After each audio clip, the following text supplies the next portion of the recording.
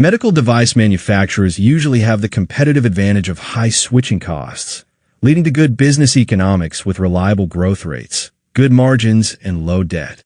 Danish diagnostic and life-supporting devices maker Ambu enjoys all of the above.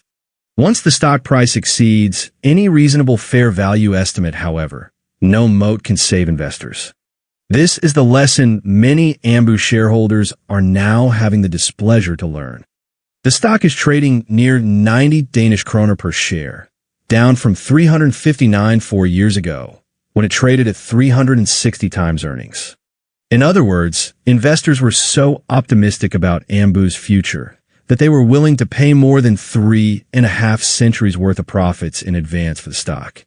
Of course, that type of exuberance couldn't last.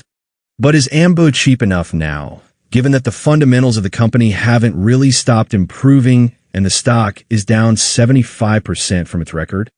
Unfortunately, we don't think so. Management is guiding for roughly 2 kroner in free cash flow per share in 2025, giving the stock price the still too high multiple of 45. In addition, the Elliott wave correction, which began in April 2021, is far from over. Ambu stock surged from under 1 krone in 2003 to nearly 360 kroner in 2021. That type of rapid advance makes everything prior to, say, 2015 almost invisible on a normal linear price chart. To gain a better perspective, we need to switch to a logarithmic price scale, where a 10% move in 2003 looks just as big as a 10% move today. This weekly logarithmic chart shows a very clear 5-wave impulse pattern from the bottom in 2003 up. We've labeled it 1, 2, 3, 4, 5, where the ABC structure of wave 4 is also visible.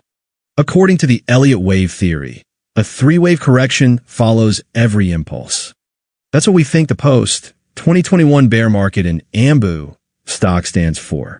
The problem is that only waves A and B seem to be in place, which means that wave C down has yet to develop. It is supposed to breach the low of wave A, putting downside targets under 60 kroner on the table.